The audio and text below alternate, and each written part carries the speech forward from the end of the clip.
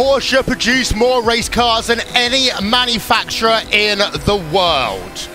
The Porsche Supercup offers some of the most entertaining racing of any race meeting you'll ever see, and Porsche are known around the world for a mark of quality, pride and unwielding competitiveness. So back in Leipzig last November, when it was announced that Porsche was a partner of iRacing to create the Porsche Esports Supercup, sim racers around the world all took notice. Over the next 5 months, drivers will compete in 10 races for a prize pool of over $100,000. 10 of the world's most iconic racetracks will see 40 drivers compete for points in a double-header race meeting with a 15-minute sprint followed by a 30-minute feature. There's $1,000 to the winner of each feature race and a point at play for both qualifying and each race. Consistency and speed are certainly key. So with that, on this historic weekend of motorsport, it is my honour to welcome you to Barber Motorsports Park and welcome to the Porsche Esports Championship live on Racesport TV, streaming live on the iRacing Esports Network. What a sight and what an opportunity for 40 of the world's best road racers right here, right now at Barber Motorsports Park, as we are about 15 minutes away from going green. My name's Will Vincent. I'll be joined, Paul Smith and Connery Maddock. We'll be taking you through the 2 races. We're going to have a chat with Doohan, team principal for Team Redline, in just a few moments' time. But to kick off a historic new season, it is only fair that we get someone from Porsche in to talk to us. And at that point, let me say hello to Marco Ujhasi as well. Marco, after so many months of planning, we are finally here. It is the Porsche Esports Supercup, and we are going to have 10 fantastic races in the next 5 months.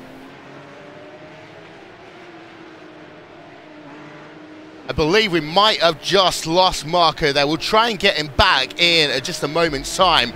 But as we say, we have got 10 races coming up for you over the course of the next 5 months. And let's just put up that schedule graphic for you right now. We start here today at Barber Motorsports Park. In a few weeks' time, we'll head ourselves over to the Mid-Ohio Sports Car Course, Spa-Francorchamps, Circuit Gilles Villeneuve, the Canadian Tires Motorsports Park, Watkins Glen, Silverstone, Nürburgring, Laguna Seca and Monza. That is our slate of races over the next 5 months. And let's try and see if we can get Marco once again. Marco from Porsche, it is great to have you with us. Can you hear me? Now I can hear you, Vince. Very warm welcome also from my side. Very excited. We're here, we've started, the season is now, and of course you've done a lot of work over the last 6 months to a year getting this off the ground. How excited are you?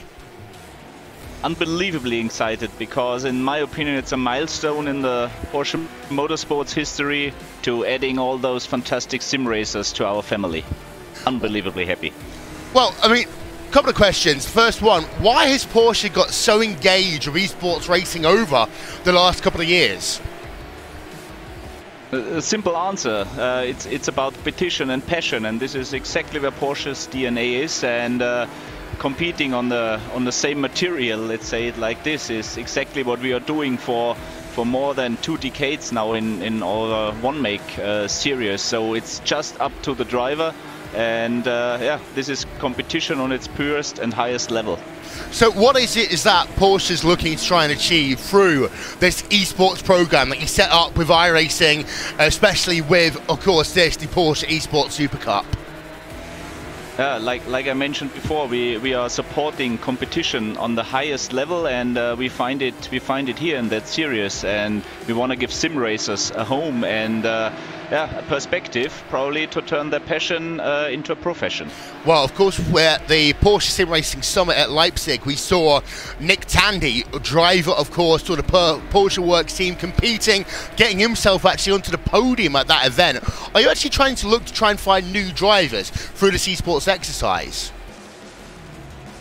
Well, all our factory drivers are very much involved in the sim racing stuff, and when we talked to Nick the first time if he wants to compete in Leipzig, he was also very nervous and very happy about that, because it's competition on the highest level and not in his home ground. So yeah, we were quite happy to bring all those worlds together, and I'm quite sure it wasn't the last time we saw such kind of a format.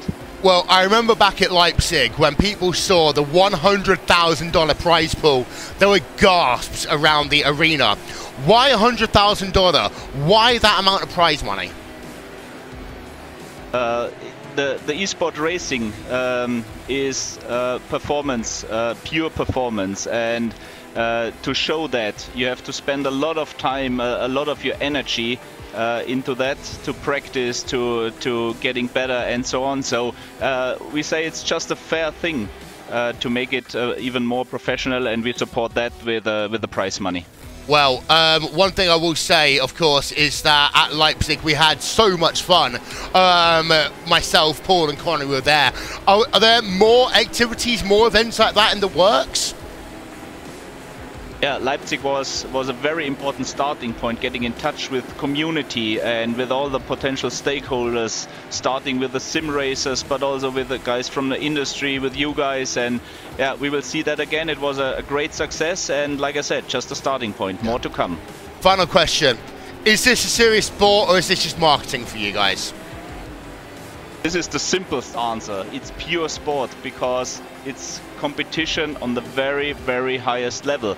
But like in the real motorsport, highest competition deserves definitely a good marketing around it, that the world realize what's going on. So it's sports, and we try to market this as good as possible. Well, I know that you are at TwitchCon today, and of course we're streaming live on Twitch, on Facebook and on YouTube this afternoon. Thank you so much, Marco, for taking the time out of what I know is a very busy day to come and talk to us today. What are you looking forward to in this race? Good competition, fair competition, and like always, the best driver should win. And with that, maybe a bit experimental format, it will be excited till the last corner, hopefully. Well, thank you very much, Marco Ujhasi, then the head of esports for Porsche Motorsports, and fantastic to talk to you here today.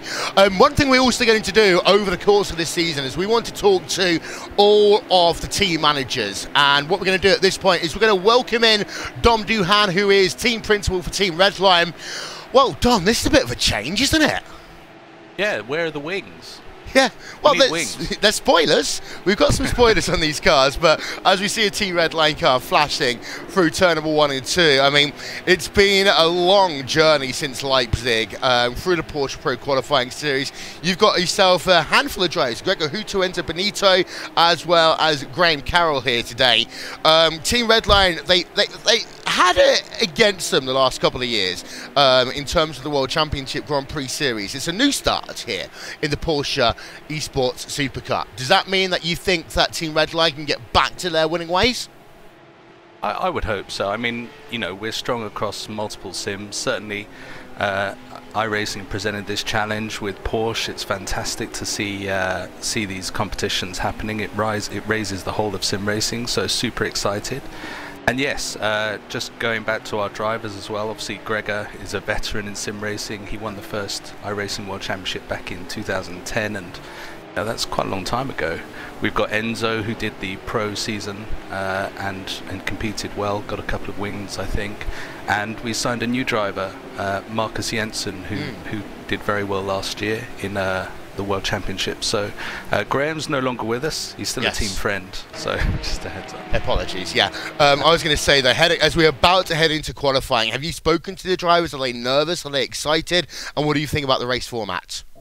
I think the race format's super exciting. We've got to mix it up a bit, and doing sprint and feature is a good idea.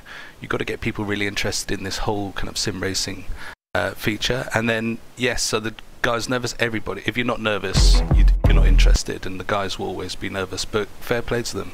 Yeah, it's going to be exciting. Super tight. Yeah, what are you looking forward to the most here today? I want a clean race. I just want the guys to be able to compete to their best of their ability. It's going to be 40 cars on Barber. I mean, wow, it's going to be a sight to see. Well, let's say goodbye to you then. Thank you so much. Dom Doohan, team principal for Team Redline. There is the schedule again up on the left-hand side of your screen. 10 rounds worth of racing, but qualifying is underway. At this point, let me hand over to your commentary team for the Porsche Esports Super Cup, Paul Matthew Smith and Connery Maddock. Thank you very much, Will, and well, here we are. We're finally at the first event of this magnificent and truly exciting championship. I'm chomping at the bit for this one, really looking forward to the action. And Connery, we've got 40 of the best sim racers in the world competing here in the Porsche Esports Super Cup. Yeah, we do. It's basically the who's who of sim racing, the who's who of iRacing, especially out there on circuit right now. Just getting their first installation laps in here for qualifying, riding on board with champion of World Championships previous. That is going to be Martin Kroenke. Such a dominant performance over the past couple of years on the open wheel side of things, but it's a huge adaptation to try and do the same here in the Tim Top cars. Well, we are, of course, starting qualifying. Drivers are just starting their first hot lap here, so we'll be keeping an eye on the times and how they're getting on here. But just to quickly touch on what these drivers are trying to do. Yes, it's qualifying. You want to get a quicker time as possible, but the first 8 cars on that grid from qualifying gets inverted for the sprint race. It's an interesting format, and it's something that you, Connery, have been looking into in great depth. Yeah, absolutely. So you get points for qualifying, but the top 8 get inverted. So P1 through 5 in qualifying get points, and the rest of them get absolutely nothing, but top 8 get inverted. So that is going to be a very interesting sort of dynamic in this qualifying session. Yes, you want to go for points, but you know, when you're trying to push for those points, you end up sort of hurting yourself a little bit come the sprint race, and you have to make your way back up through that top 10. That would be an interesting predicament for many drivers indeed, and it'll just be a matter of time before we see the first qualifying times be set up onto the scoreboard and see where all of these drivers lie.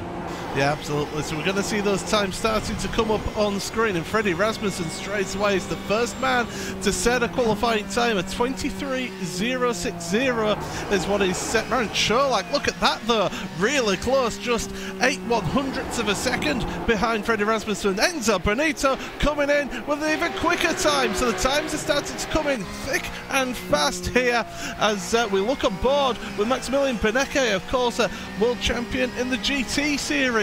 He's coming across the line. What lap time will he set? A 23.193. Good grief, he's 6th place there with that time, so really good time. But look at that from Josh Rogers straight away, 22.699.176 ahead of Sebastian Job.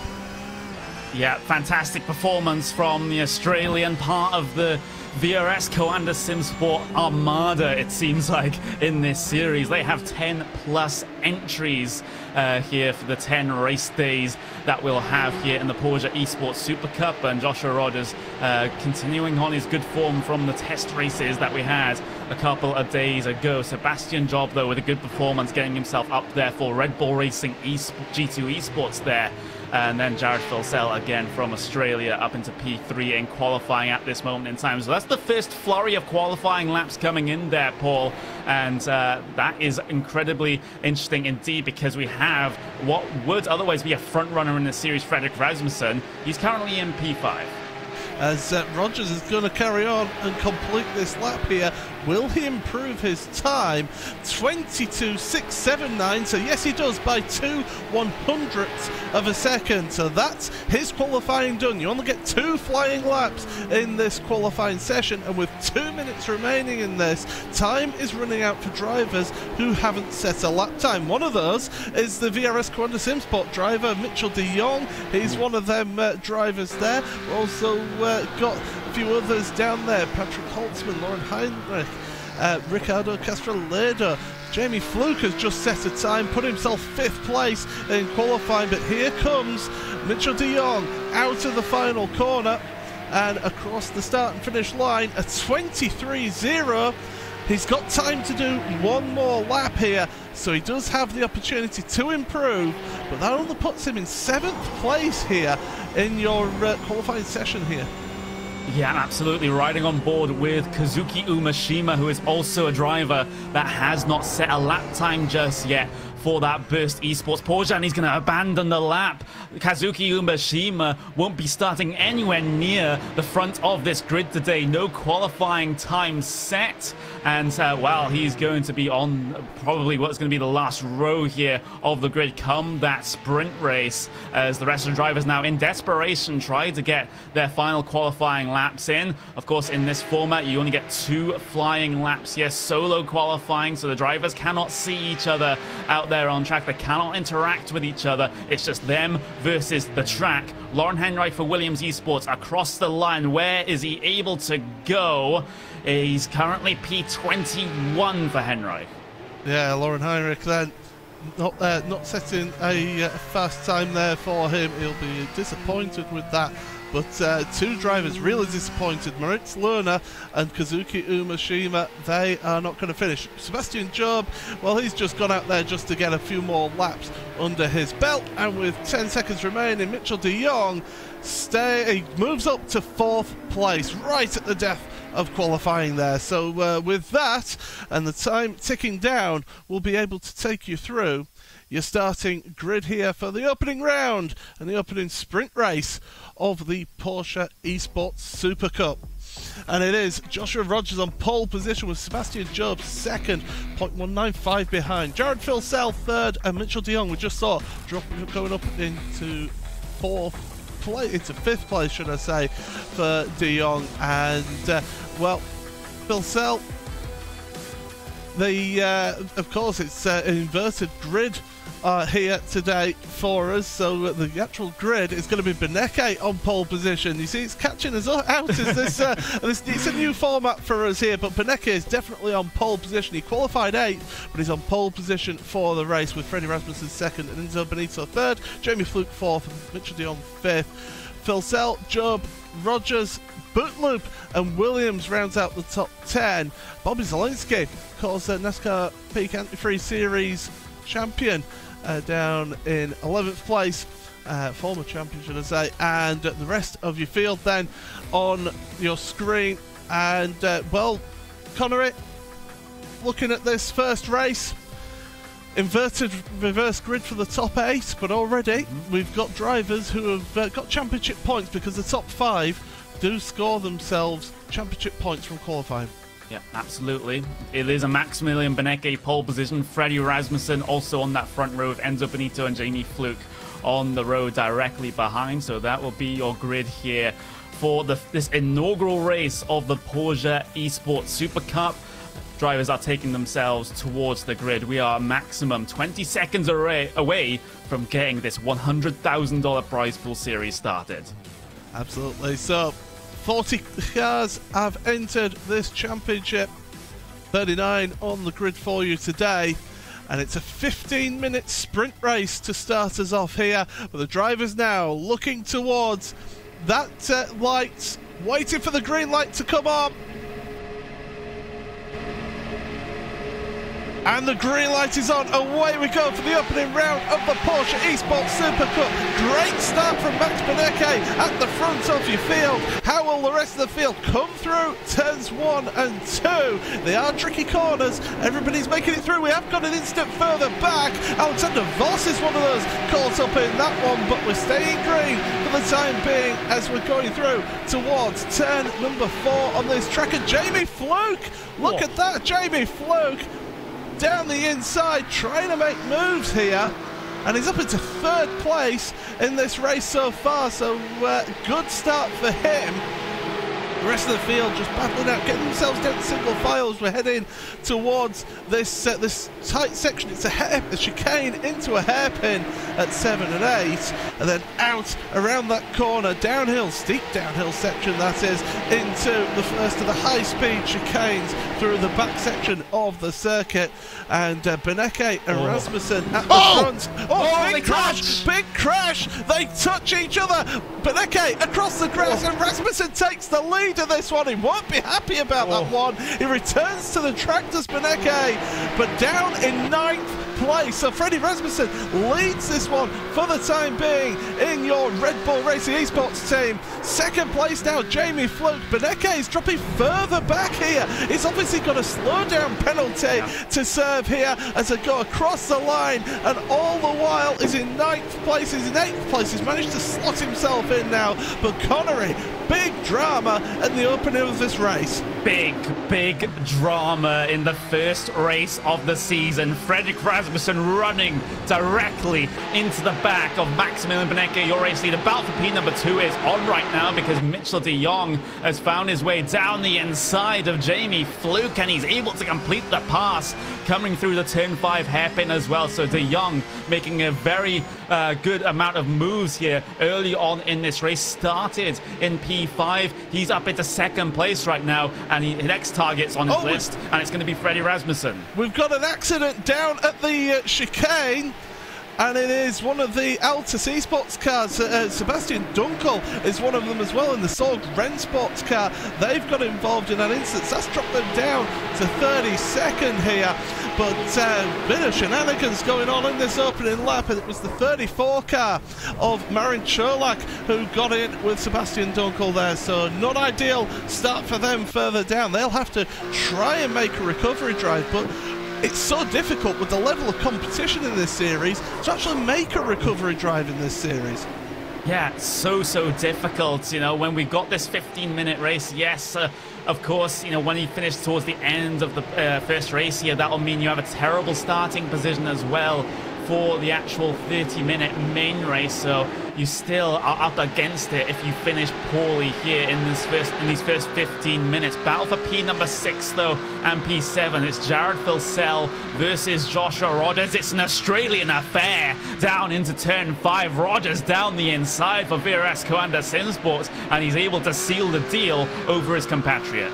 Yeah, great late braking maneuver from Rogers to get the position there. A little bit of damage to the front right of his car though, so obviously in the start of this race, just a little bit of checkups has just caused a little bit of slight front right damage, but shouldn't affect him too much around this circuit as we carry on around the back end of the field. Just up ahead of Rogers is Sebastian Job and Enzo Benito, two young guns fighting it out for 4th place, and well, it's the team of Team Redline versus the new team, Red Bull Racing Esports team. Great to have them along in this championship, and those two nose to tail as they're heading through the final corner here, and it all gets a bit close there. Very close indeed. Sebastian Job hot on the heels of Enzo Benito on the way down to turn 1, but turn 1 isn't really an overtaking opportunity at this track. You just have to wait and perhaps try your luck elsewhere in the first sector.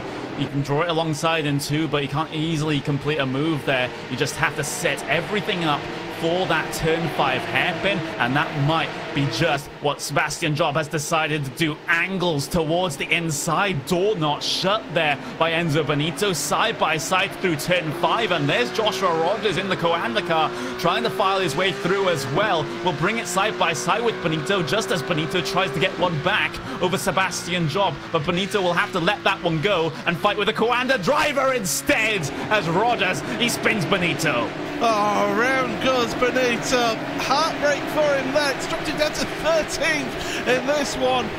Oh, he'll be not happy about that at all. We'll have a look at the replay then, and it's a question of, was there enough room left there?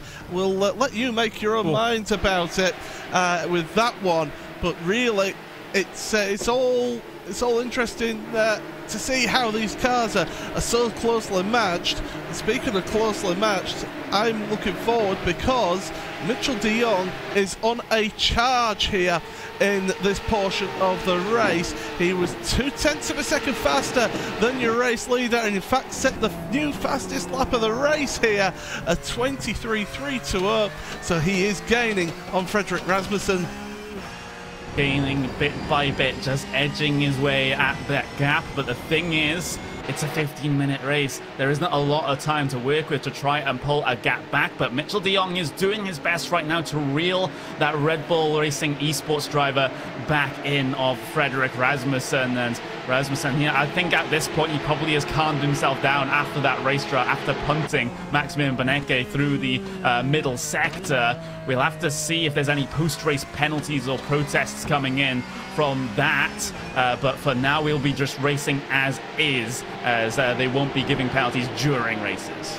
Just of note, Maximilian Benecke is currently still in 9th place, currently with David Williams, the VRS Honda Simsport driver, right behind him. So the Pure Racing Team driver of Benecke will not be happy at all, dropping down that far, and he's about a second behind Bobby Zelensky. So really, he's got a little bit of work to do with time running out. 8 minutes remaining of this race. It is Frederick Rasmussen who leads this one ahead of Mitchell de Jong in 2nd place. Jamie Fluke, 3rd place for the Apex Racing Team, ahead of Sebastian Job, and a queue of cars behind Job, it's got to be said. And it is Joshua Rogers, Jared Filsell, Jeremy Bootloop, and Bobby Zelensky is trying to get involved in this one as well. And Job, you just feel, is a little bit of a bottleneck here for Rogers, and he's trying to make the move. It's tricky braking down into this hairpin because it's downhill, and there goes Rogers. Job, I don't think he's going to fight too hard about this one, although he gets on the power earlier out to that hairpin. It gives him the inside line. They're almost touching mirror to mirror there into turn 7 and 8, but Job, for the time being, holds on to that position, Connery. Joshua Rogers only just able to slot himself behind there. That was almost going to be a similar incident to the one involving Enzo Benito just at the start of this race, but he's able to find a piece of track to keep him in contention right now for positions quite far inside of this top 10. It's the battle for P4 that you're seeing up on your screens right now. It's Joshua Rogers. He seems like he has a ton of pace behind the wheel of that Porsche. The thing is, Sebastian Job is basically a rolling roadblock at this point. He's been defending very, very well. He's been doing a good job about it as well, as it's very difficult to overtake around here, and it is very rewarding if you can make the overtake on the car in front of you. But if that car in front knows how to position their car, then they are able to hold on and hang on to that position. But the favourite place for overtaking is out through turn 4 into turn 5, the hairpin. As I say, so easy to get your braking room because it's downhill braking into the hairpin here, and still they carry on. But we look forward at the action in front, because it is Rasmussen and de Jong neck and neck together, 0.3 of a second between them. You can see how close it is on screen, and Jamie Fluke's not that far behind. He's about a second behind de Jong here, so he's hanging on here for the time being.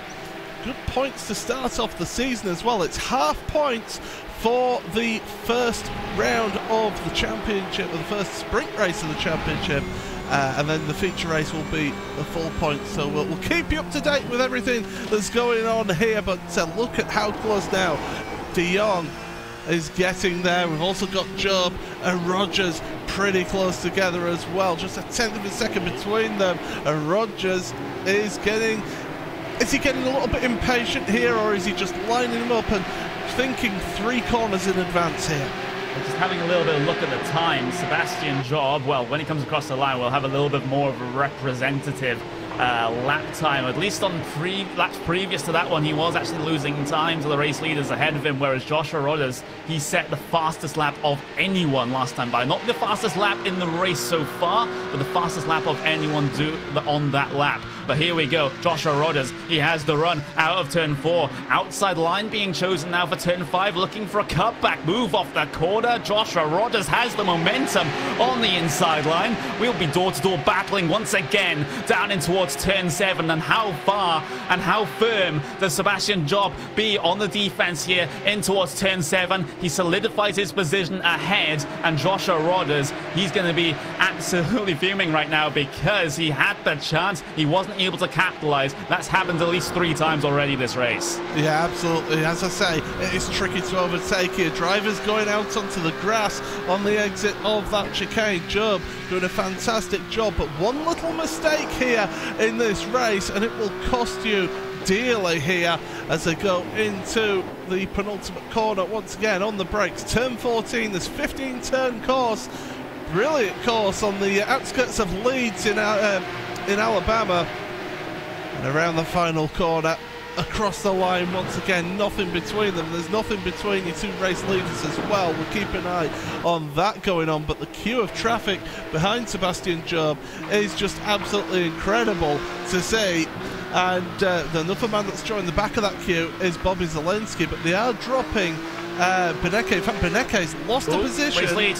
And your race lead, yes, absolutely. As you pointed out there, they're getting very close there, almost touching through the hairpin there. De Jong now putting the pressure on Freddie Rasmussen as we're heading in towards the final 3 minutes of this race. Absolutely, side by side for P4 as well. Job and Rogers once again side by side into turn 7, and Rogers forces the issue. Oh, there's contact there with the Red Bull Racing Esports driver of Job, and he struggles to hold it around the outside. He recovers the slide, but that's Rogers through, and now Phil Sell is looking to get a piece of the pie as well. Inside line for turn 11, and they make contact again. Phil Sell, he's able to hold on again as well. Fantastic racing in the bottom end of the top 10. It's fantastic action. This is what we were promised here in the Porsche Esports Supercup. Close, exciting action, and that's exactly what we're getting. And what we're getting is the best drivers in sim racing all here competing. They want a piece of that prize as we're heading towards. We'll be starting the penultimate lap here.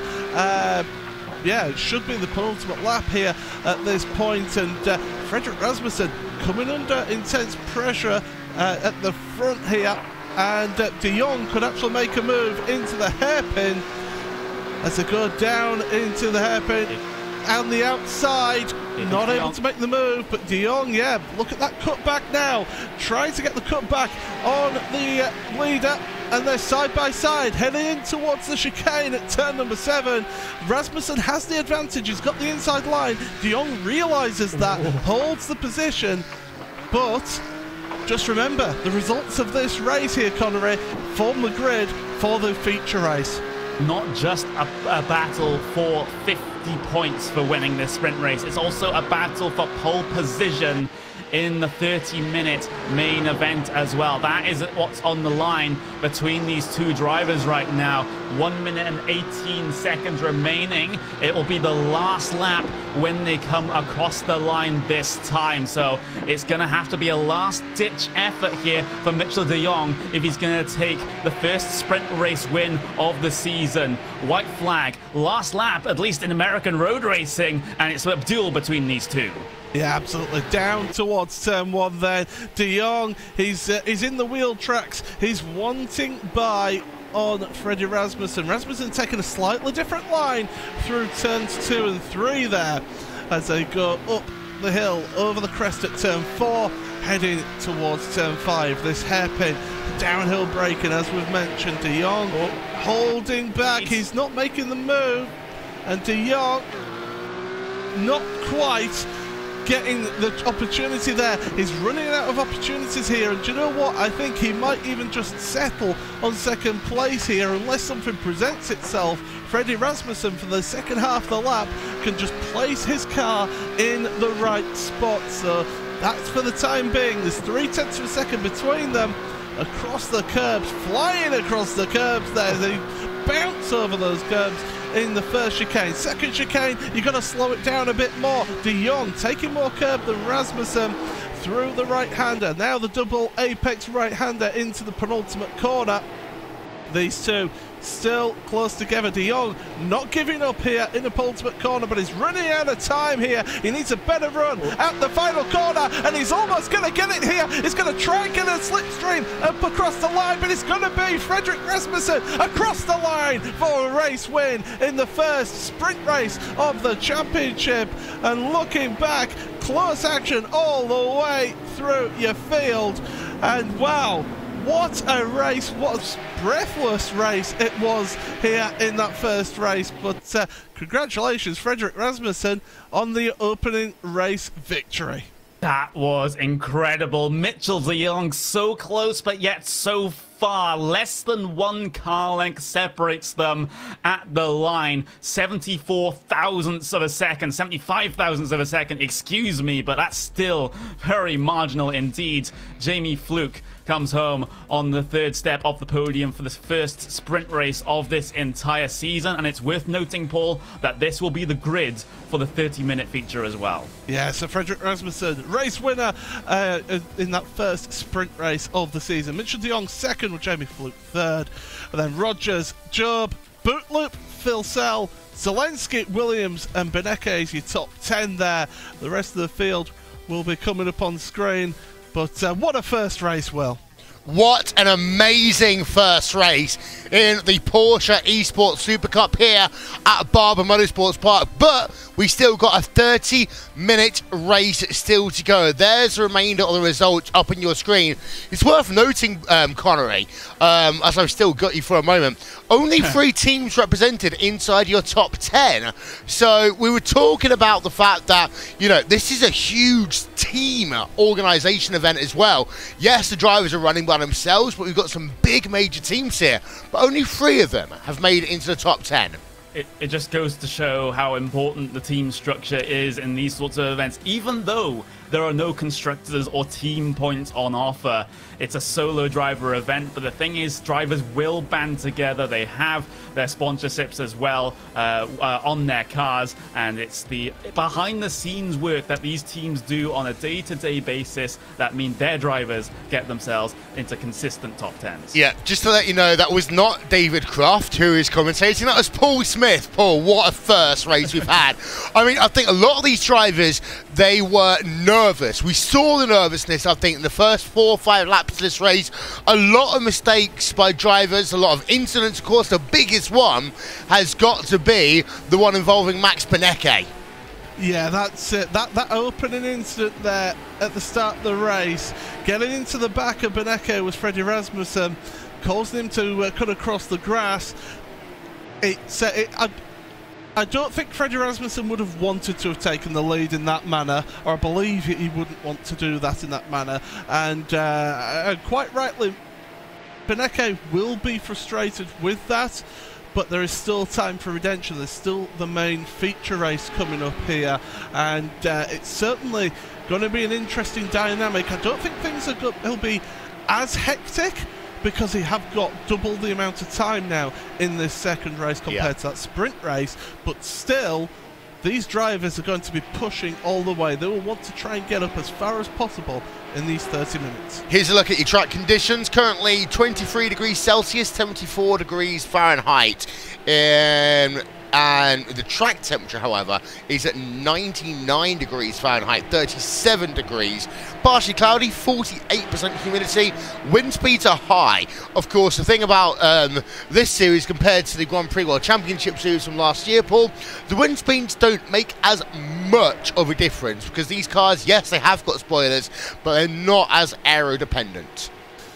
That is correct, yeah. They will be affected a little bit, but it's not as great effect as you mentioned. The main grip that you get from these cars is all in the mechanical grips, in the suspension, in the tyres, in the how you've set up your car for this event. So I think what you're seeing here, with you mentioning about just a couple of teams being up in that top 10 in that last race, I think it just goes to show what people have done in terms of setup to get ready for this event, and who's managed to just dial that little bit more out of the car. There's one more thing that is important. The winner of this race takes home $1,000, and this is something for both the Porsche Esports Super Cup but also the NASCAR Peak Antifreeze Series powered by iRacing, in that the winner will get a cash prize for every single race. There's $500 for second place, $250 for third as well, so that is going to be important. But we are just about 3 minutes away now from ourselves getting ready to go green for race number 2. Paul Connery, back to you. Yeah, thank you very much. So as we mentioned in the results of that first race, those results from that first sprint race form the grid for the second race. So these drivers will be lining up as they finished, and that means that Freddie Rasmussen and Mitchell de Jong are sharing a front row here at Connery. That's going to be an interesting dynamic for 30 minutes.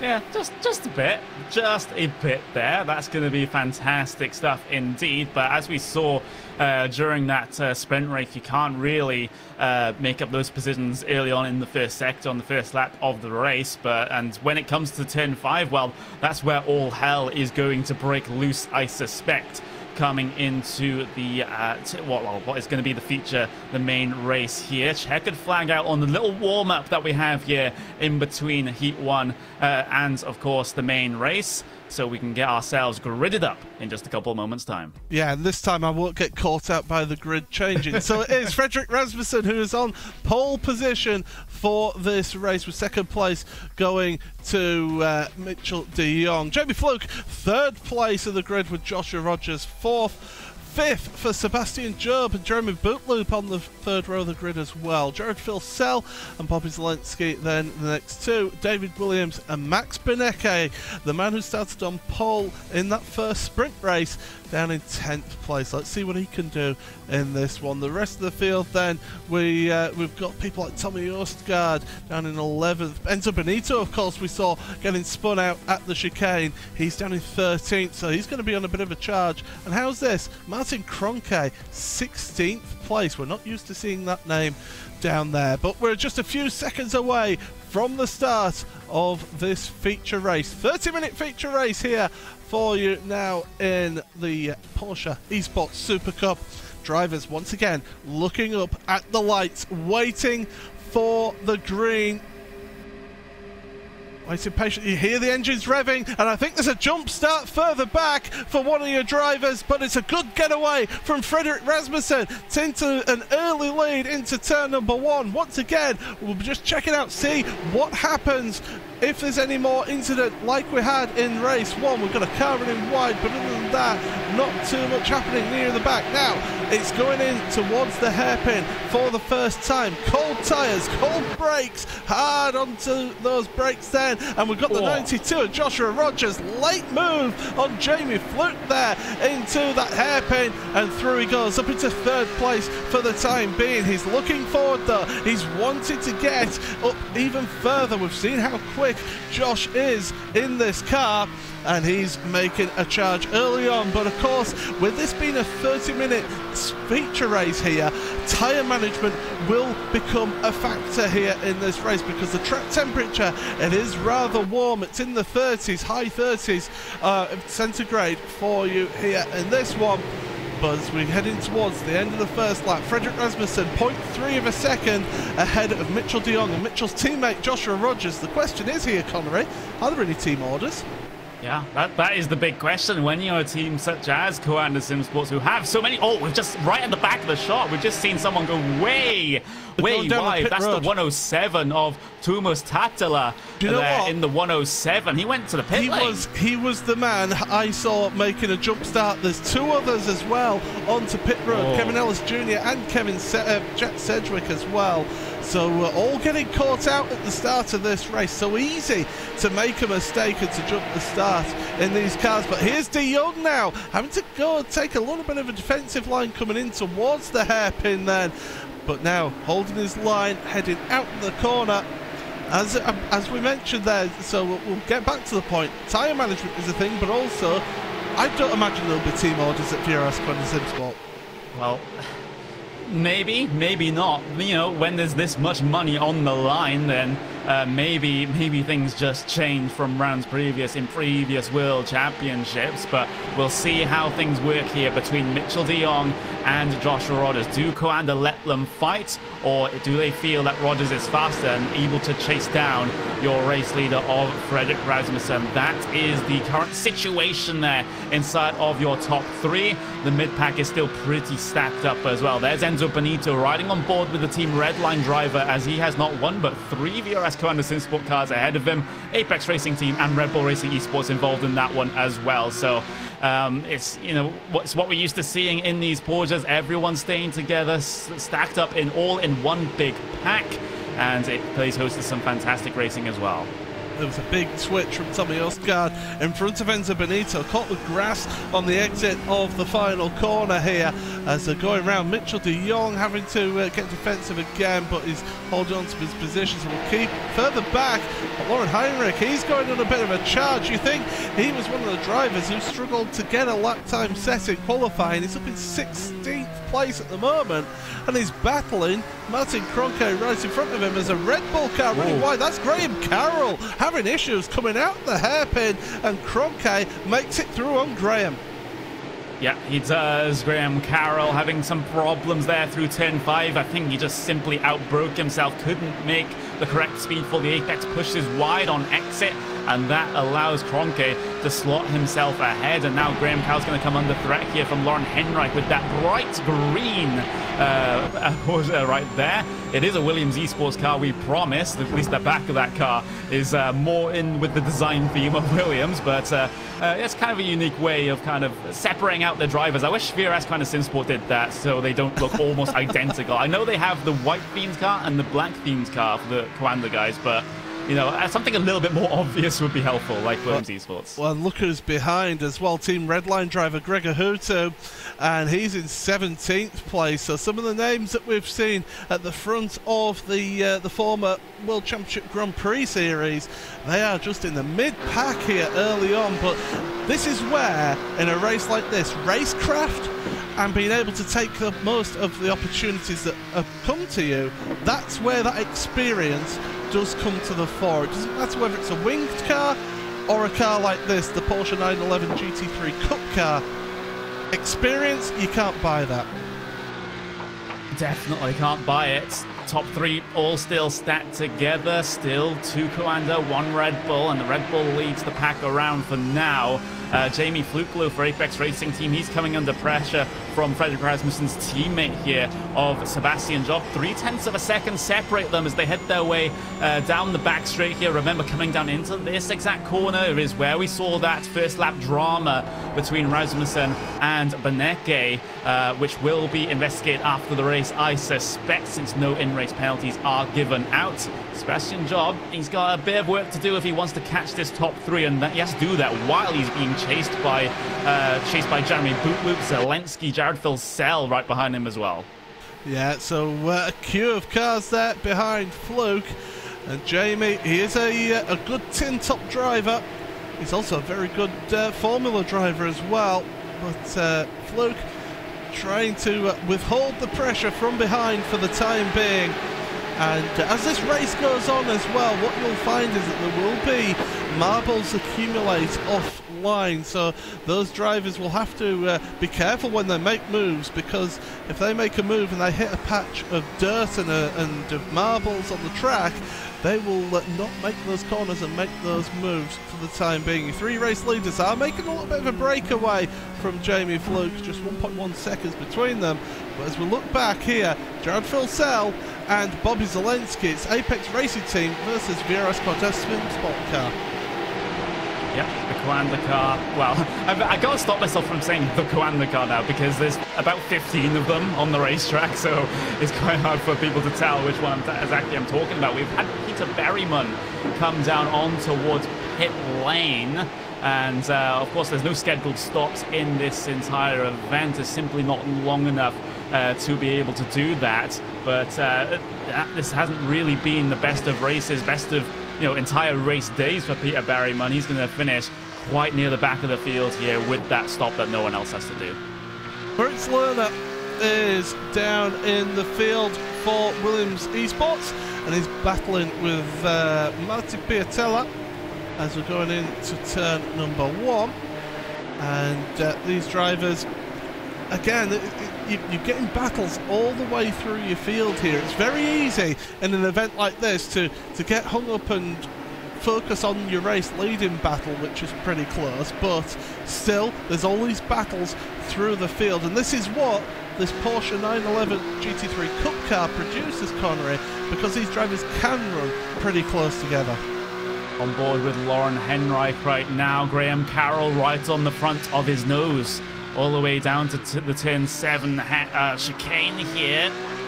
A little bit of confusion behind as those two cars were going slow. Actually side by side behind between Hutu and Niels Koch here, coming down the back straight. Just behind Lauren Henrich, and Koch is around. If we can get that one back. There's the aftermath with the red line driver of Hutu spinning as well. Contact between the two up in towards turn 12 there, Paul. Yeah, that's we'll see it on the replay here, but Hutu, he is fallen all the way back here. And as we look at that replay, you see just how those two going in side by side into the chicane, and they're getting together. Around they go, and disaster really for Team Redline in that one. We'll go back live though on your pictures. You can see that queue formed behind Jamie Fluke here. In fact, Fluke's just pulled away slightly from Sebastian Job here, and it's Job who's coming under pressure from Jeremy Butler as Bobby Zelensky is round. Yeah, Zelensky around at turn 5. He'll be cycled towards the back of the field, has to rejoin safely, of course. Was it a forced error or was it unforced? He was so squirrely on the brakes in towards turn 5. No contact with any other drivers. In fact, the only contact is completely unrelated to him. Patrick Holtzman gets spun in turn 5 as well, as one of the Apex Racing team drivers of Antoine Higlan gets into the back of him just as the commander car was stuck on the outside of the corner of Zelensky. Yeah, so getting caught up and reacting, unfortunately, to incidents like that. And around they go to those drivers further down. So Martin Cronke is on pit road. So him and also Castrolado is on pit road as well. So it's not been a good day for those two. But look at your race leaders. They're still half a second covering the three of them. You could cover them with a towel. They're that close together as they go through turns 2 and 3, heading towards the hairpin at turn number 5. And this, Connery, this is a battle of wit and a battle of intelligence and a battle of who's got the greatest racing mind here, because at the moment they're all just feeling each other out. Yeah, absolutely. If this was still a sprint race, then we'll be seeing moves being attempted left, right and centre, shall we say. But since this race is a little bit longer, it's a little bit more of a race of attrition. And Mitchell de Jong very well aware of that fact. He hasn't sensed a remove over Freddie Rasmussen over the last couple of laps. And Joshua Rogers behind as a teammate just stays in position as well. And that's a pretty good position for Mitchell de Jong to be in right now. He can just focus on the car ahead of him because his teammate behind doesn't look to be making any moves anytime soon. As you can see, the biggest movers in your field on the left-hand side of your screen there on that graphic. So these drivers, there's been changes. We've got 3 retirements at the moment, so 37 cars still showing as scoring, well 36 cars, sorry, still showing as scoring. However, 3 of those cars are also on pit road as well, so just 33 cars out on track at the moment.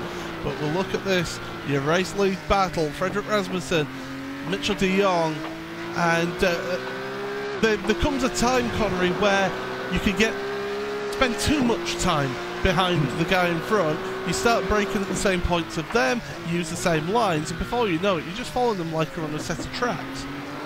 Yeah, that's sometimes the behaviour that you start to fall into if you're just hanging onto the rear bumper of the car ahead, and Mitchell de Jong definitely has to be careful about that. You can just see he's losing marginally over the last 2 laps, but that is not really significant in the grand scheme of things. Still very much in the slipstream, still very much in range if he wants to sling one down the inside. Freddie Rasmussen, though, with a good first sector there, able to pull out the gap just marginally again over Mitchell de Jong, but I don't think he's going to be able to break away at the front of the field here like he does on so many occasions in so many other races. Lauren Heinrich putting pressure on Graham Carroll in front. This is for 12th and 13th, about 0.3 of a second between the two of them. as they're headed in towards the end of the lap here. Williams Esports versus Red Bull Racing Esports team. And those two are duking it out on track. Very differently coloured cars, it must be said. It's nice and distinctive for Lauren Heinrich. But those two at the moment, they're sticking together out on track. But looking even further back now, it's David Navakowski and Moritz Lerner. They're 16th and 17th place, half a second covering them. But those two, as second place, Joshua Rogers making a move down the inside of his teammate. Do you think that there's a word being had between the two of them, and Joshua saying, look, give me a go at them now. Let's have a go at your race leader. Yeah, let's have another look. Mitchell was wide out of turn 6, which is why he didn't have a lot of speed down into turn 5. Rogers inside line, an acre and a half of space given by Mitchell de Jong. So I wouldn't say that's an orchestrated move, because Mitchell was very slow coming out of the first sector, but it wasn't a defended move, I will say, in that situation. Just allowing Rogers to have the space on the inside, get his way through, and he also, by proxy, Joshua Rogers now can have a go at your race leader. Well, this is it. It's almost a good idea to do that if you've spent too much time behind the car in front. Say, right, let's swap positions. We're in that got that capability at the moment with them two being teammates, and say, right, let me have a go at him. And Joshua Rogers, he is a hard charger. He's somebody that will really push on through, and we're almost at the halfway point in this race here. And it's interesting to note that Jamie Fluke, with all that's been going on, did actually gain a little bit on those three at the front. So Jamie Fluke's dragging a train of cars of Sebastian Job, Jeremy Bootloop along with him. Well, here we go. As here we go, race lead down the inside. Joshua Rogers, he's not wasting any time. It was arrive and drive, but still side by side after the hairpin. What can they do? They're almost touching doors once again. Fredrik Rasmussen holding that inside line. That's the advantage of holding that outside line into this one. Oh, very close on the brake, and they're slowing each other up, and this is bringing more and more cars into this battle. But Connery, Josh, he didn't want to waste time. He wanted to get there and make the move. That's just the difference in driving styles between Joshua Rogers and Mitchell de Jong. Mitchell a little bit more conservative despite coming from a real-world rallycross background.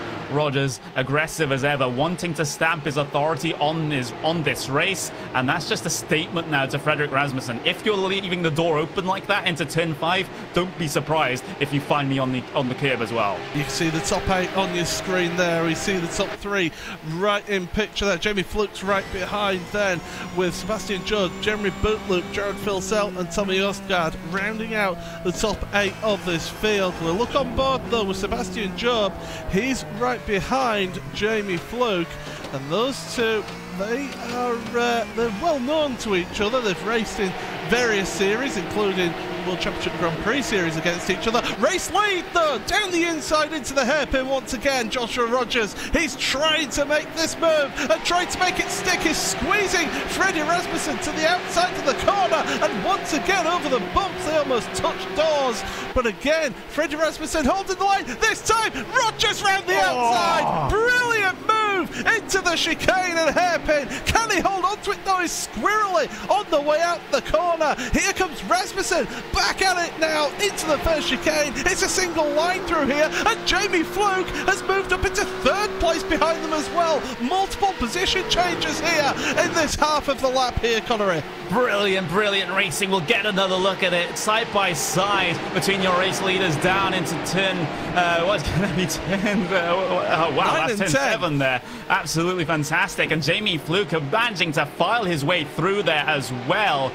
Just in the aftermath as everyone stacked up there, coming through the chicane. The Apex Racing Team driver of Fluke just picking his way through expertly, and now he's in a podium finishing position and a prize-winning position as well. What can Joshua Rogers do now? Can he pull away from Fredrik Rasmussen? Was Fredrik Rasmussen actually looking after his tyres a little bit to save it for the second half of the race? That's going to be an intriguing thing to look at throughout this race. Meanwhile, Mitchell de Jong is going down the inside of Jamie Fluke. He wants that podium position back here. He also wants the money that goes with that podium position. And down the inside, but Fluke again, is going to try and hold on for that third place. On the brakes for Apex Racing Team, into the chicane, they bang doors into the hairpin now, and Fluke and De Jong still side by side, but De Jong has got that third place there. Yeah, you're playing with fire with a slowdown penalty coming through that section. If you take the curve a bit too much, the automated iRacing system will punish you with a slowdown penalty. You'll have to give up time over the rest of the lap to try to serve that one, and that might have just been what happened with the incident with Mitchell de Jong that put him behind Jamie Fluke. But the thing is, he's managed to get himself back through, and he's able to continue on the charge for those top two positions like he was involved in just a couple of laps ago. Phil Sell looking to make some progress as well behind the wheel of his Apex Racing Team car. It's Jeremy Bootloop right on the front of his nose right now, coming up through the first sector, and a good train of cars for the pickings as well. Joshua Rogers is stamping his authority on the race league. New fastest lap for him, 23.090. He's on the move out front now. He's been released, and well, we'll focus on this one. Phil Sell, looking to the inside there though is Bootloop on Sebastian Job. So multiple cars going for position here, and they're going to go side by side now in towards turn number 7. The chicane, no, they're going to go back in single file. Not feeling quite as brave at this point, but 11 minutes of this race remaining here already. It's flown by as this action, and what action we have seen here in this opening week of the Porsche Esports Supercup. Brought to you here on the Iris Esports Network, on YouTube, Facebook and Twitch. Don't forget to keep up to date with everything that's going on in the series, because there will be plenty of talking points as we go throughout the season. But these drivers, they are really putting on a display of high intensity action. I'll get my words out eventually, Conor. Yeah, as long as you don't mix corner numbers up like I did just a couple of moments ago, that would be absolutely fantastic indeed. But we're getting towards 10 minutes left in this first main event of the season. Rogers still leads from Rasmussen, and Rogers pulls out the gap as well up towards a second. We're currently looking at one of the battles further back in your mid-pack. I believe we're on board right now with the driver of Tommy Østgaard there for Coanda Simsport. So the Norwegian trying to make some further progress in this race. He started in P11. He's up to P8 right now, and he has cars ahead that will definitely, he'll definitely challenge by the time the end of this race arrives. But the case is, does he have the pace or not? If you looked at a lap time graphic briefly in the bottom right, just as we took it away, you'd say yes, because they're all very much green, and that's what drivers like to see. They're catching. Yeah, absolutely. Half a second in the last 3 laps. Tommy has caught up to Jared Phil Sell. We also look at Sebastian Job and Jeremy Bootloop. That's 5th and 6th place. And you can see how Bootloop little gains here and there, although on lap 13 gains 0.2 of a second. So these guys, they're all getting close together. And I would imagine when we hit the 5-minute mark remaining in this race, that is when the blue touch paper will be lit, and everyone will just want to stand back and watch how it all turns out. But as we head on in to the final 9 minutes of the race, Joshua Rogers has pulled out yet another fastest lap out at the front. He's pulled out a 1.4 second lead over Fredrik Rasmussen. That is absolutely incredible. In the last 2-3 laps, he's been able to pull out such a gap in such a closely contested field here, Connery.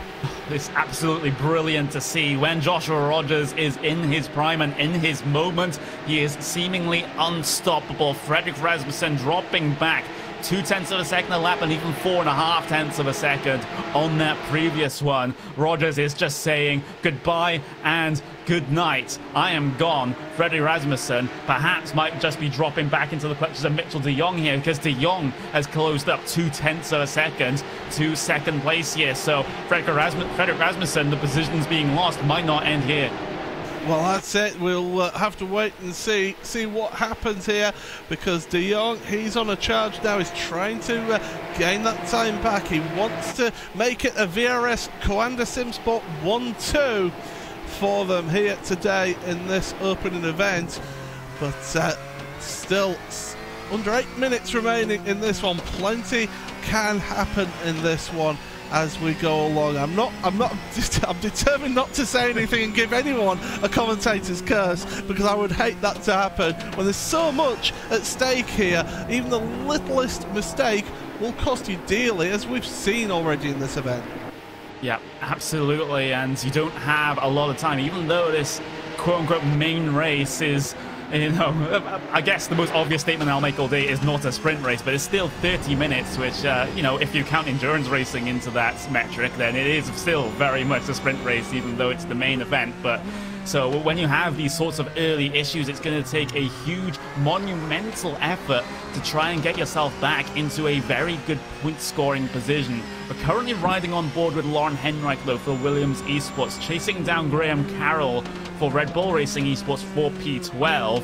Henrich, he's just been stuck in this position over the past couple of laps, hasn't been able to find a way by Graham Carroll just yet, but he gets a very good run out of the chicane and coming up towards the back straight. Now look at how close he's getting to the rear bumper of the Red Bull Porsche ahead of him, but Henrich still can't find a way through. He looks like he has the pace, but he doesn't have the space. Those two started 17th and 18th in this race, and up to 12th and 13th in this one, and they're still battling it out. You can't separate them. Looking further back as well, Maximilian Beneke, 26th position. He is not been a good opening around here for Max. He started this race in 10th place. That's down 16 positions. That's absolutely crazy when you consider that the level that he competes at in our GT series, the World Championship Series for GTs.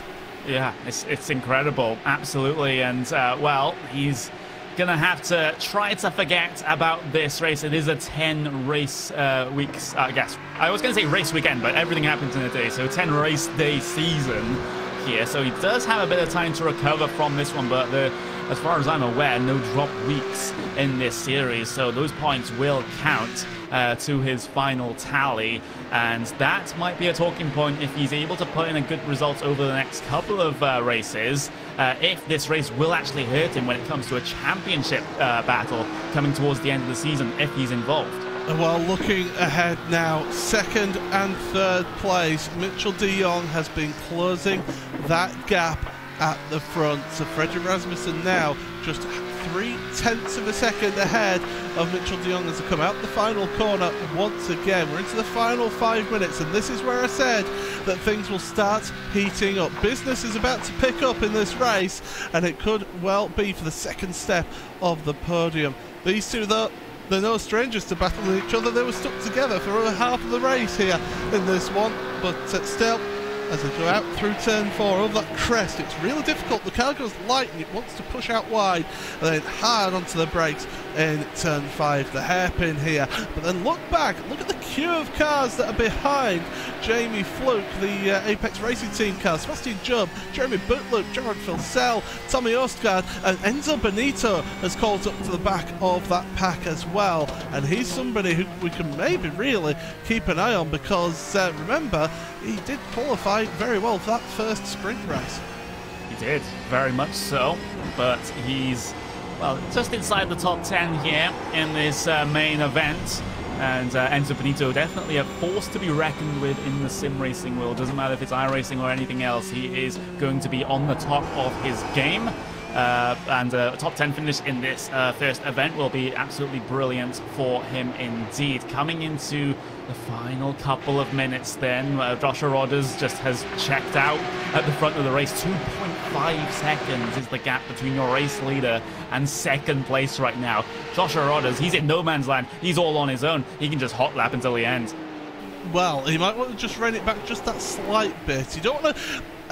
it's going to sound strange, but you don't want to calm down and pull back too much, because then you'll start making mistakes. It sounds counterproductive, but it is true. That does happen. Battle for second is ongoing here. De Jong down the inside of Rasmussen. They almost go into the side of each other. Rasmussen having to give space, but he gets on the power earlier out of the hairpin. And what we're going to see, De Jong is crowding Rasmussen there. A little rub. Rasmussen's not having it as they go into the chicane here. And now the hairpin. Rasmussen's almost around. He's saved in contact. Big incident there. He's got damage to the car, but most importantly, he's down outside the top 10 here, down to 13th. And I think, in fact, he might be out of the race.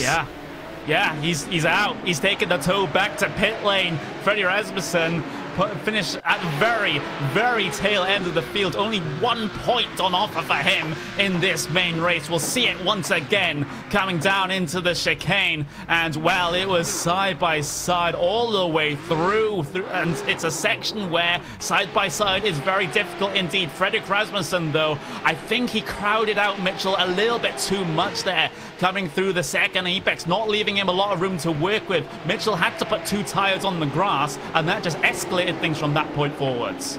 Well, what that does mean is that Jamie Fluke is up into 3rd place. He's got a potential podium position here, but with under 2 minutes remaining in this one, Sebastian Job now is putting him under all sorts of pressure, and in fact he's going for it. Look at the damage on the front of Jamie Fluke's car. He's hindered here in this battle, and Job, he can just drive around the outside of Jamie here, and he's going to take 3rd place in this one. So we're nearly at the end of this race. What an action-packed race it has been in your feature race for the first round of the Porsche Esports Super Cup, and Sebastian Job for Red Bull Racing Esports team up into 3rd place there. But Jamie now under pressure here, Connery, from Jeremy Bootloop.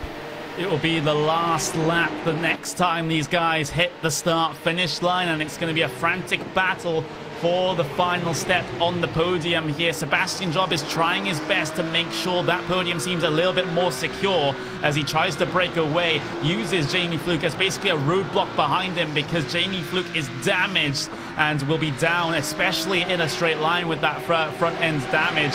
It's not a very aerodynamic surface to be presenting to the air coming down these straights. White flag going to be in the air. This is the final lap here.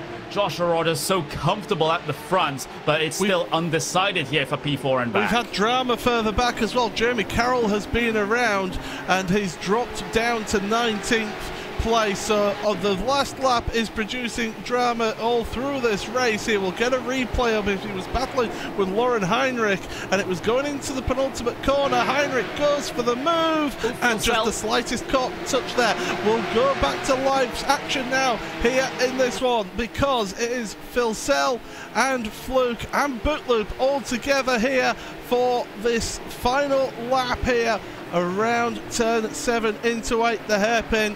And Fluke, all he has to do is position his car right, and he has got the position for the time being, because, well, out front it is Joshua Rogers coming in to the penultimate corner here in this race. And what a race it was for him. He started this one in 4th place. He was able to get up behind his teammate early on, waited for his opportunity, got ahead of his teammate, and early on made the move for the lead. And it's going to be a race victory in the opening feature race here in the Porsche Esports Super Cup for Joshua Rogers. Mitchell de Jong is going to make it a VRS Coanda SimSport 1-2, with Sebastian Job rounding out your podium. They're the big money makers in this opening round of the championship. We've got close action side by side across the line between Antoine Hijla and Tommy Osgaard, and it's Hijla who just holds on to that one. What brilliant action we have seen in this opening week of this championship. And Connery, thoughts on that one? That was that had everything. That had absolutely everything. It's basically a mix of your standard GT racing and touring car racing, it seems like, with how much bumper-to-bumper action and door-to-door moments that we saw throughout both races here today. Just so happens Joshua Rodders comes out on top for Coanda SimSports, a very comfortable gap at the front of the field as well. And oh, what could have been for Fredrik Rasmussen. He ends up classified P33. Well, let's take you through your final feature race results then here in the Porsche Esports Supercup opening round. It is Joshua Rogers winning this one by 5.1 seconds ahead of his teammate Mitchell de Jong in second place. Sebastian Job rounding out that podium for the Red Bull Racing Esports team. Jamie Fluke managed to hang on to 4th place ahead of Jeremy Bootloop, who's 5th. Jared Vilsell was putting the pressure on in 6th place as well, with David Williams a distant way away from them in 7th place. Antoine Hijla just holding on ahead of Tommy Osgard for 8th and 9th, and Enzo Benito rounding out this one in 10th place. Rest of your finishers on screen. People like Lauren Heinrich, great run from him to finish in 11th place. And a few big names making mistakes. Bobby Zelensky, one of those drivers, and Graham Carroll getting caught up with Lauren Heinrich at the end of the penultimate lap. But, well, it's been a thoroughly enjoyable first round to this championship, and I can't wait to hear what the drivers think of that, Will. That was incredible. The first round of the Porsche Esports Supercup is in the books. Joshua Rogers is $1,000 richer as a consequence of him taking victory here today. Kawanda 1-2 at the end. The last results then up on your screen, but we have seen and we have witnessed a fantastic first round of the championship here at Barber Motorsports Park. We're going to step aside for a few moments here, ladies and gentlemen, on Race.tv and on the iRacing Esports Network. Post-race coming up after this. Assist to the front bumper, and he hits him again now. Rayon Fowler into the outside wall. He's going to pass nearly 3 cars down that front straightaway, and he's going to get them all done with. What amazing! Lee to the inside goes Logan Clapman is going to touch in. Pit press sideways. What a save! Look to the outside as Trunkett goes off. De Jong into second place. I'm going for the switchback. Oh, pinpoint driving. It's howling down to the inside. Trying this contact though. Slide left to the racetrack. Chris Renner drives it back down underneath, and he takes that second spot right back. Joker goes to Garrett Lowe. Garrett Lowe should take victory with all that contact. He's going to try and make the move around the outside the parabolica. That's not going to work, but he's going to try and get the cut back here. Get the run out the parabolica. That's beautifully done there. Michael Schubert, there's a little bit of door banging as well.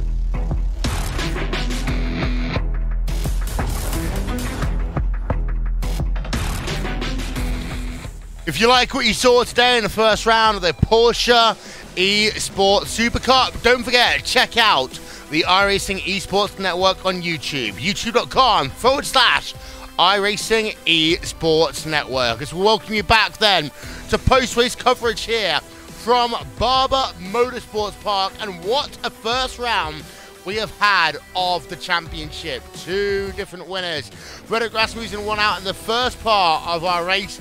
That was a 15-minute sprint, but it was Jared Filsell who, not Jared Filsell, I take that back completely. It was Koanda Simsports and Joshua Rogers even who came home with the victory in our feature race, and as a consequence of that, Joshua Rogers is now $1,000 richer. I'll tell you one thing, actually, that's not a bad afternoon's work to make $1,000, Paul. It's all right, and he had to work for it, though. That's for sure. It was a challenge for him. He didn't have it easy all his way, but once he got out front, he was able to pull away. That was fantastic. Yeah, the winner of the feature race getting that $1,000 is well worthwhile. Yeah, and what we did see, actually, you're right, at the exact point that Joshua Rogers got himself to the race lead, he pulled away so much there, Paul. And it just seemed to be that actually he made the right move by going past Mitchell de Jong about mid-race. Yeah, that's it. It looked like it was at the point where he was able to just take advantage of. He bided his time behind his teammate, got ahead of Mitchell, and then was able to make the move quickly and decisively. That was the key thing. He couldn't afford to have got stuck behind Freddie Rasmussen, and that's exactly what happened. He got past him and got the move done. Yeah, let's have a chat to a couple of drivers. Let's start off by talking to the driver of the number 49 Apex Racing Team driver. That is Jamie Fluke. And well, Jamie, first off, what a whirlwind coming about as we just had. Yeah, that was pretty crazy. Yeah, I don't know what everyone was expecting coming into this, but it was always going to be chaos and extremely close between everyone, so I'm just happy to get two solid results out of it, to be perfectly honest. You were battling, you saw issues in front of you, there were issues behind you. You had to limit damage to that number 49 Apex Racing Team car. Talk us what happened in the future. Oh, that's a pretty straightforward one. So I think Mitchell got into the back of Fred, and Fred was stopped in the middle of the track. So I go to where there's a gap, and then he decides to move, and yeah, I picked up a lot of front left damage there. So that's what allowed Sebastian to get a run on me the next lap and overtake me, which was a shame, but not much I can do about it now.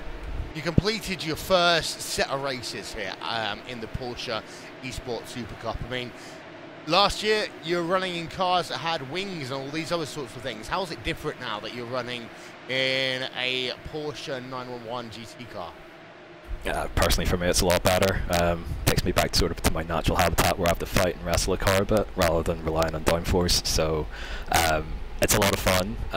It allows for a lot of close racing, and especially with the number of cars that we have on the grid. Yeah, it's a big difference, but it's an awful lot of fun as far as I'm concerned. Yeah, we're going to put the season graphic up to show you what's going to happen over the course of the next 5 months here on Racesport TV and on the iRacing Esports Network. Well, I mean, it all is going to basically go to Mid-Ohio Sports Car course in a couple of weeks here, April 27th on Racesport TV, then to Spa, then Turkey Villeneuve throughout the month of May. Mid-Ohio Sports Car course is one of these tracks that you either get it or you don't, in my opinion. What's your thoughts heading into the next round of the championship? Yeah, I'd have to agree with that. It's very similar, actually, in comparison to Barber, where again it's a track where either you get it or you don't. There's a lot of sweeping corners and elevation changes. I'm expecting pretty much a very similar kind of race and our race meeting as we had today at Mid-Ohio. So yeah, if you guys enjoyed that, then hopefully you'll enjoy Mid-Ohio as well. Well, Apex Racing Team, who gets it done for you? Yeah, I'd like to thank everyone, both the Apex and the Evolution Racing Team side of things. massive shout out to all the guys who helped with the setup and that, and I'd also like to thank our sponsors Logitech G, SpeedCafe.com, SDK Gaming, and Computers PC Systems. Well, thank you very much, Jamie Fluke, number 49, Apex Racing Team. And I will say one thing, Connery. Over the course of today, Jamie Fluke has been busy. Very, very busy indeed, and this race definitely no exception at all. Finishing P4 in the feature race, P3 in the sprint race. I'd say that's a good day at the office. Yeah, it is indeed. We've got more drivers, though, that we are going to talk to. Let's have a chat with your race winner of the feature race, Josh Rogers. Congratulations, you're now not only $1,000 richer, but you won the first ever feature race in the Porsche Esports Supercup.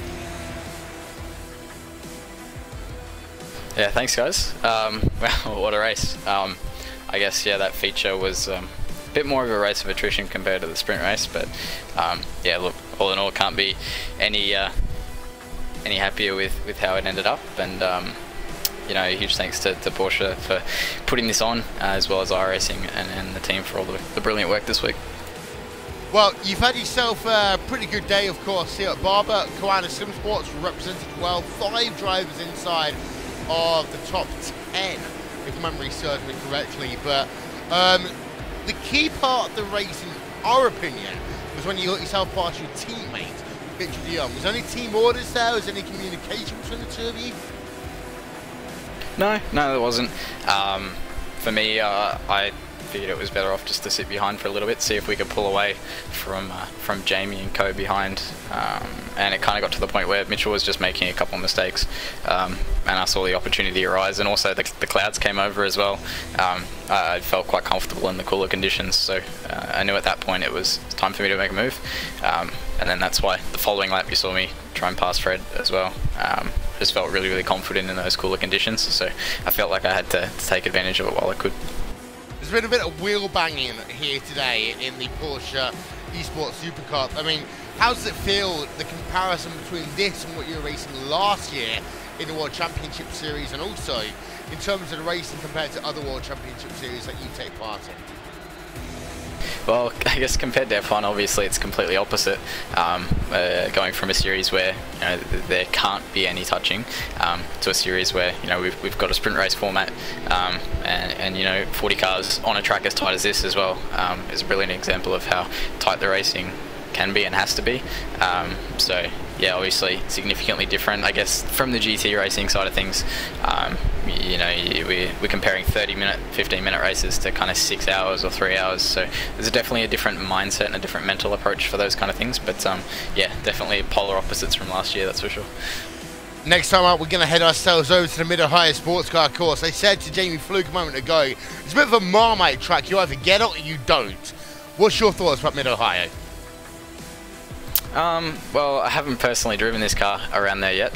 But obviously, Suzuka is going to be a priority for next weekend. But I think, you know, Barber does take some, Mid-Ohio, sorry, takes some similarities from Barber. So I think, you know, with those high-speed chicane sections, there's a couple of, you know, really high-speed corners at Mid-Ohio. So I think we should feel okay, but at the end of the day, you know, there is still some quite different aspects of that track, and the way we're going to have to race there is going to be quite different as well, with the long straights to make passing a little bit easier. So yeah, we'll see how we go, but yeah, next week is certainly the priority. It's a 1-2 for Koanda Simsports. Who gets it done for you? Honestly, just a massive thanks to everyone for all the effort they've put in this week and weeks prior. You know, these results can't be done without the team behind us, and you know, they've put in the work, and hopefully, you know, this can continue. But yeah, obviously, massive thanks to our partners, Virtual Racing School, VTech, SimQuip, Handwear and Design for our liveries this week, or this year. Obviously, I think our cars look quite nice on track, and also you guys for the broadcast as well, and Porsche for assisting to put this on. Well, thank you very much. Josh Rogers, $1,000 richer. Taking a home victory in the feature race here today. Let's next talk to the driver of Mitchell DeYoung, who came home second place. And Mitchell, My word, you've been battling over the course for this weekend. Wow, what an event. Like, seriously, so much stuff happened. You know, qualifying was, you know, not great. And looking at it in hindsight, my first lap would have put me in a really good spot for that sprint race. But I saw it too late, improved slightly, and jumped to, what, third or something? And it just goes to show, like, how close the gaps are in this. The level of competition is so ridiculous. Yeah, just tried to be patient through the sprint race, made some moves, went pretty cleanly. So big shout out to the other guys for being able to race hard and clean at the same time. You know, these cars have quite a lot of movement around the track, so it's quite a handful driving by yourself, especially on cold tires and things like that. And you know, it's still some pretty great racing. Afterwards, yeah, just tried to be patient behind Freddie in the sprint race. Tried to make some moves in case he made a mistake, but I didn't want to sacrifice myself and start in the back if an incident happened. And yeah, try to put myself in a good position and set myself up for a good race in the main. You talk about qualifying, you talk about the battle that you have to have internally in terms of your qualifying position. Do you focus on the qualifying lap? Do you focus on everyone around you? What is the mindset as you go into the qualifying, knowing that the top 8 are inverted, but there's also a point the top 5 in qualifying? You know, it's a really interesting, I guess, discussing point with that. You know, there are bonus points for qualifying well, but in reality, they're not that much compared to what you'd get if you started really well in the sprint race and finished a lot higher.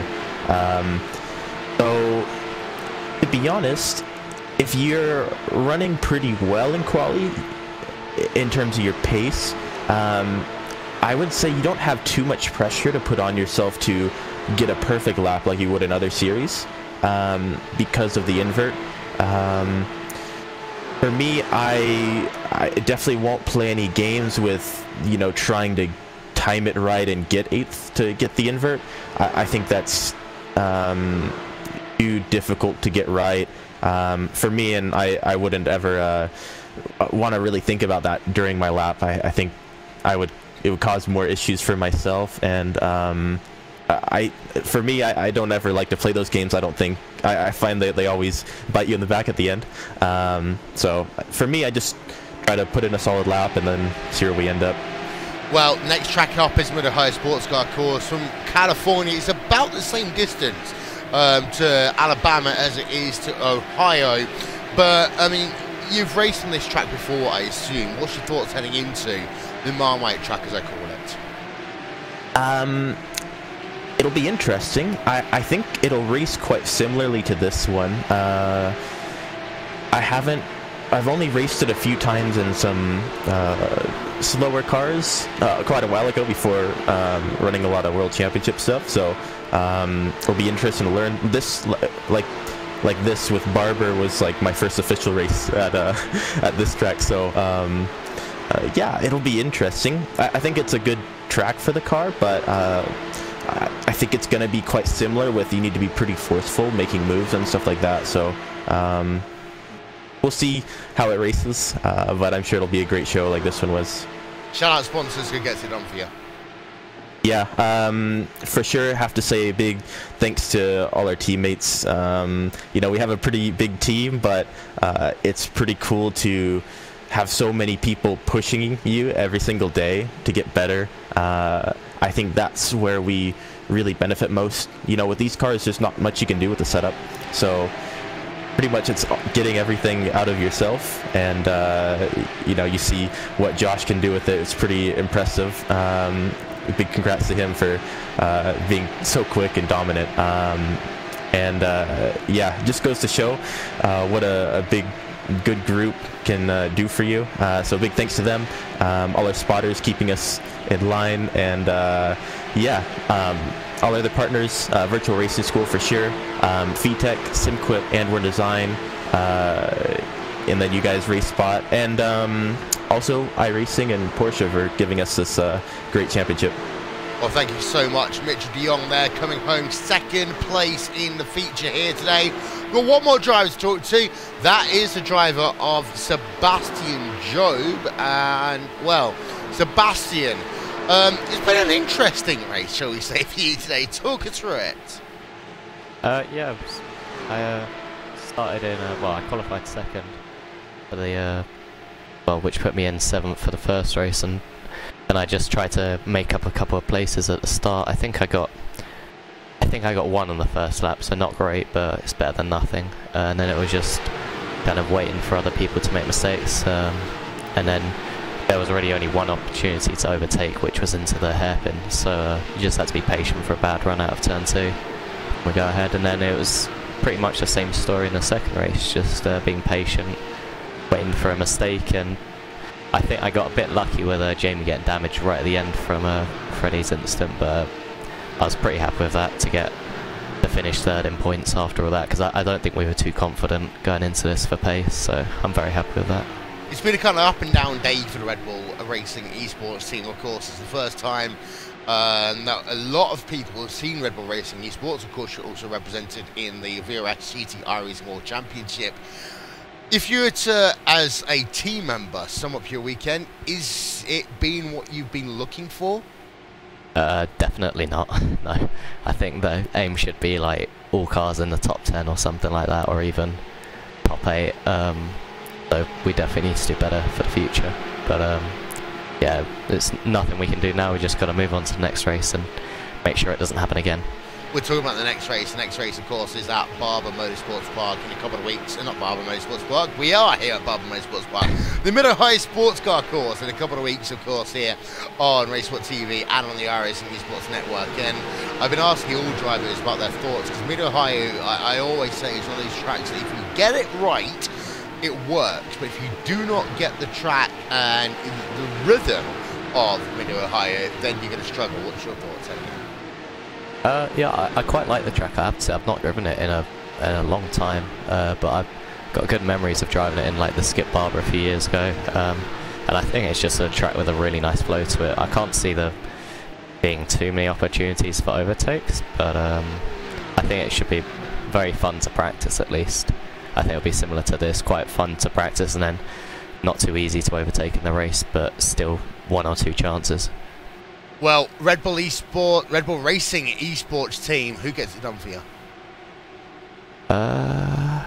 Ready. There they are, Sebastian Job, ladies and gentlemen, here on Racespot TV. And closing thoughts, both Paul and Conor. I'll come to you first, Conor. We've seen some fantastic racing here, and the sprint race was about as frantic as we thought it was going to be. In terms of Mid-Ohio, though, in a couple of weeks' time, it is basically, if you can get the China bends right, you're on for a winner. If you cannot get a rhythm at Mid-Ohio, basically you might as well sit on the sidelines. Yeah, going to be staying in the US for the next race weekend, and Mid-Ohio, you called it exactly right there. Well, it's a track where you simply just have to get the rhythm right, especially coming through that very technical middle sector. You know, it's going to be offering a lot of side-by-side racing through there as well, but then you have some portions of the track that can really catch you out if you're trying to battle. So it'll be, I think, similar to what we've seen here today, and if it is, well, that's going to be a fantastic race as well. Yeah, and also, Paul, in terms of Mid-Ohio, it is a very narrow track. 2.25 miles in length, and there are some good overtaking opportunities down into the keyhole, down into the China bends, but there's a long portion of the racetrack where you've got to basically sit there and be patient. Yeah, I think the favourite points are going to be into the keyhole and into, as you mentioned, the China bends 4, 5 and 6. It then all goes a bit single file. You can maybe try and go side by side going into the carousel, but it's going to take a lot of bravery. But we saw some bravery out there today with Joshua Rogers going around the outside into the hairpin. So don't count these guys out. You know, when there's so much to play for, I wouldn't count them out pulling out some moves in places we don't expect them. Indeed so. That is all, though, we've got time for here for the first round of the Porsche Esports Super Cup, a partnership between Porsche and iRacing to make the single make championship that we see. It has been fascinating in round number 1.